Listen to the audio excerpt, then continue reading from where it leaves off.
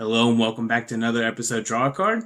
I'm Travis. This is the video series where I take 90s trading cards, or maybe some that are a little bit older than that, and draw an homage piece to them. So something that's in my style or a different take on the character is what I usually do.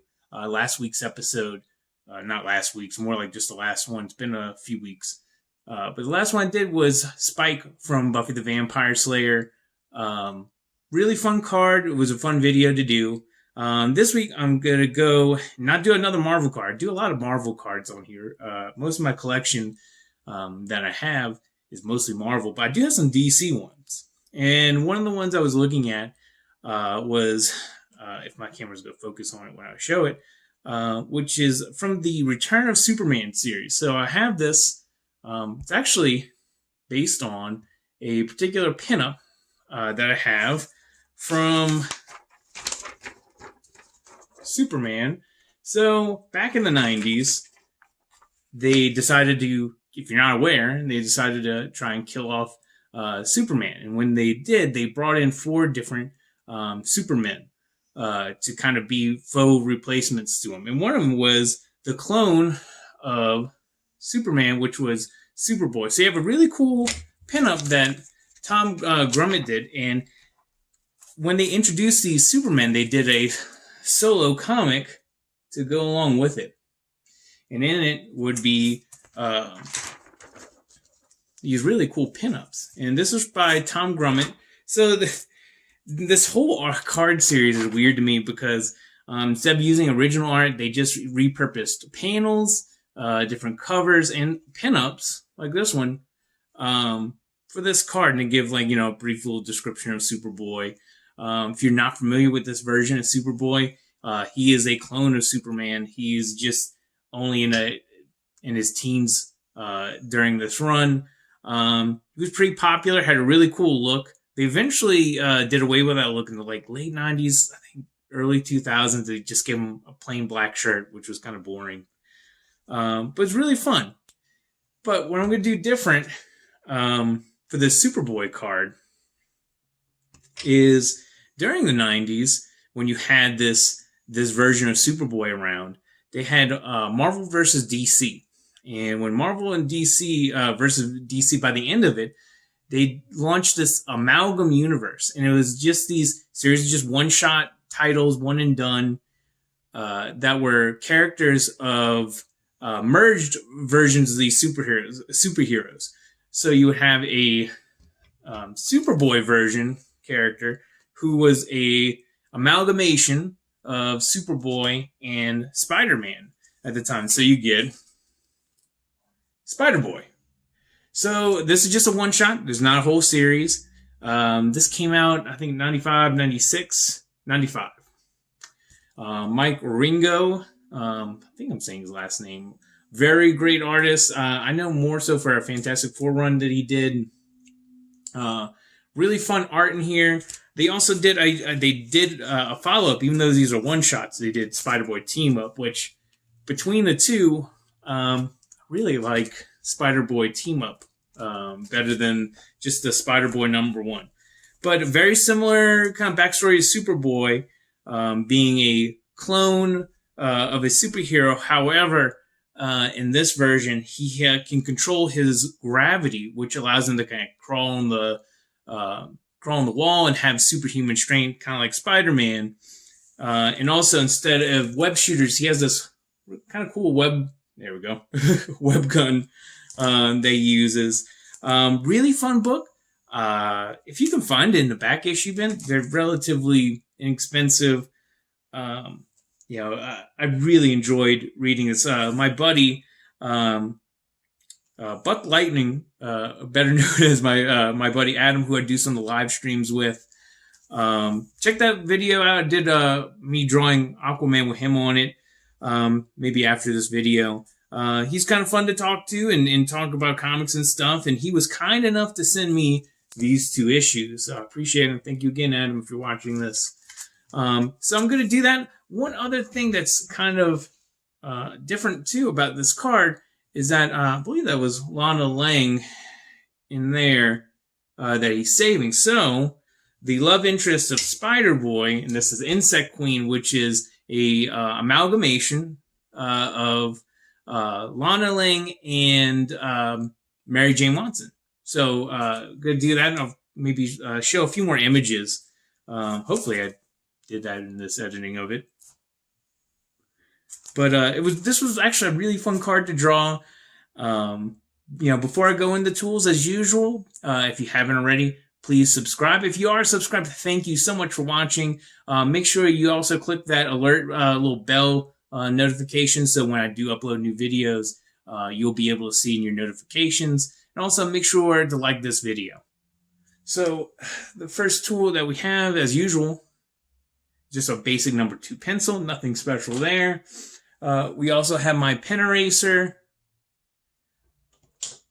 And then we're going to go to our inks, and there's no real reason I did this. Usually I just use Prismacolor fine point pens, and the ones I used for this one are 01 and 08. And that just, again, if you haven't watched my other videos, when I mention those numbers, it's just talking about the thickness of the pen tips. But I ended up using a micron. Pins just fell. What I used as well is Pigma Micron pen, which is 03. Is there any reason I used it? No, I just had it lying around some of these microns, and I ended up just grabbing it. It works very well, just as well as the Prismacolors. However, I will say this about the microns: I find that they run out of ink sooner than the Prismacolors do, but that might just be me.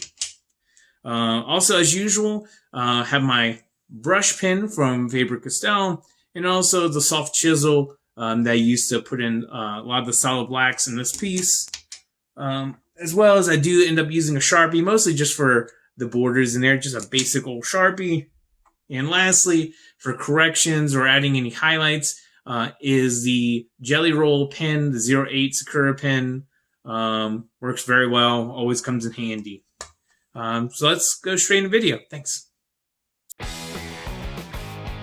So the first thing that was done here is my typical bounding box that I make for pretty much all these draw card videos, which is just like double the size of a trading card. Can't remember the exact size off the top of my head, but it's just double the size of a trading card. So right now I'm just drawing in the figure, trying to figure out how I'm placing everything. The pose is pretty much the same that the Tom Grummet pinup / trading card had. There's a few minor tweaks to the way the body's positioned, but otherwise it's pretty much the same pose. So I'm just fleshing out, trying to see if I wanted to pick that knee up a little bit, but it looked a little bit awkward, so I'm going to leave it pretty much the way it has it. Kind of sketching out where I was thinking the web from the web gun was going to be. And also just drawing in some of the anatomy and where the hair was going to fly for Insect Queen, that Lana Lang MJ amalgamation. I almost feel there's going to be a drinking game by the amount of times I'm going to say amalgam or at least amalgamation in this. So yeah, enjoy that if you are. So I'm just kind of penciling the background. So it's a very detailed background, that pinup. And as you probably just saw, there was a big jump in terms of my penciling, by the way. Fortunately, the camera lost some of that, some of me just drawing in some of the details. But I guess we can just imagine it, right? But anyway, going back to that background. So that background is pretty detailed in the pinup. You have the brick wall, you have some exploding, explosion going on with smoke in the foreground, a little bit in the background behind the characters, and different loose bricks. So I'm just kind of roughing that in. I'm not going to take too much time to really draw that background that much, because it's pretty simple shapes. I'm more concerned about getting the figures right on here. And more particularly, Mary Jane's face. One of the challenges probably on this card was drawing the faces for me. Drawing analog, because most of my art is digital. It's when I draw smaller faces, it's a little harder for me. It's a lot easier if, let's say, I was drawing more like Spike card I did the last video, where it was a much bigger, just a headshot of the character, and it's a lot easier to draw than say something that's pretty tiny. So I'm just getting that in there. Keep going back and forth on what I'm liking, very indecisive in that, but eventually I just settle on something that feels good enough for the piece and still work well. So far so good with this too. Really happy how this is shaping up. So now I'm taking that Faber-Castell brush pen and doing my contour line, and that's just, again, that's just the exterior line for the figures. And then I'm going to take those fine point pens and do my detail. So I'm using the Micron right now. The Micron 03 is what I'm going to be using, and I'm going to be using that for a lot of the small detail.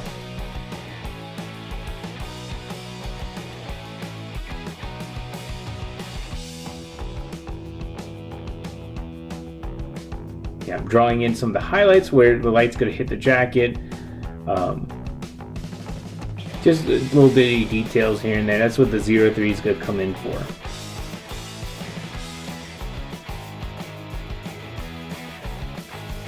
Just a note too about that symbol. Just drawing it that small was pretty difficult, just to make sure. Still looks like a spider. It's basically the Superman shield, obviously, with that spider emblem. But when you're drawing it that small, I just wanted to make sure the legs and everything look like spider legs and not just a blob of black ink on there.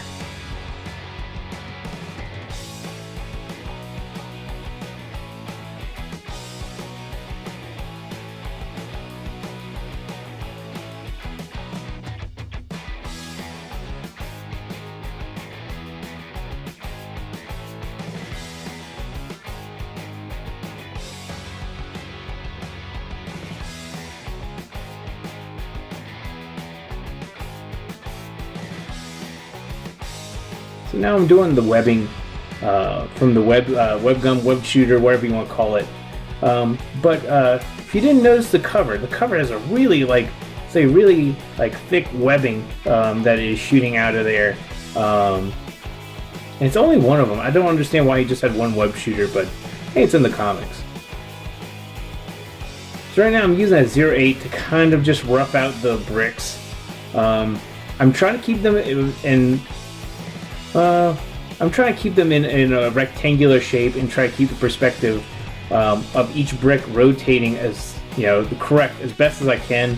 Again, this is a background element. I'm not going to spend that much time making sure the perspective and everything is 100% correct on the way those bricks are turning in 3D space. And also, when you draw it a little off, it kind of adds some character to it. That's just me.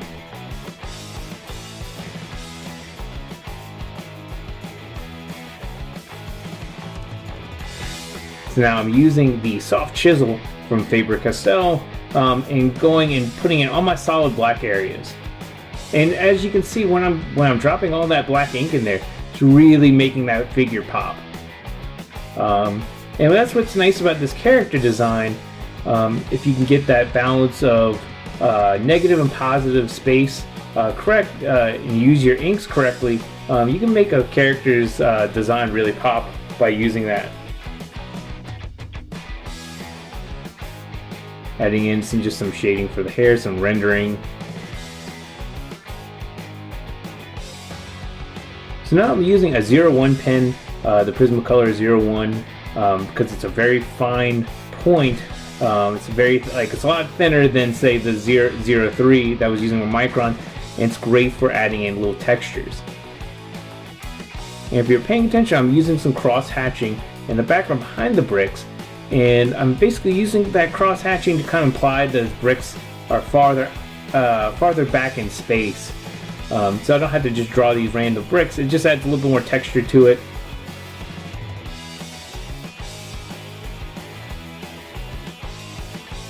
And using that 01 to draw some of the clouds. I'm sorry, not really clouds, it's smoke.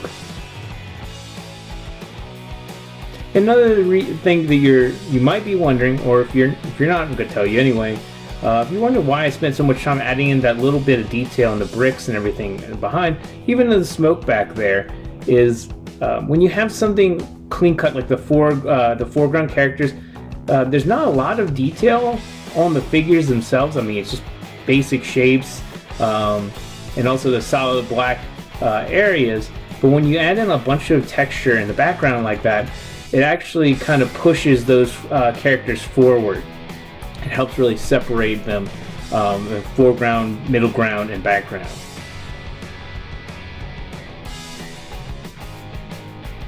So I'm using a 0.8 pen, adding some hatching in to the smoke clouds in the back. Almost done here, not too much longer, not too much left. And a little bit of editing here and there with the curve pen as well.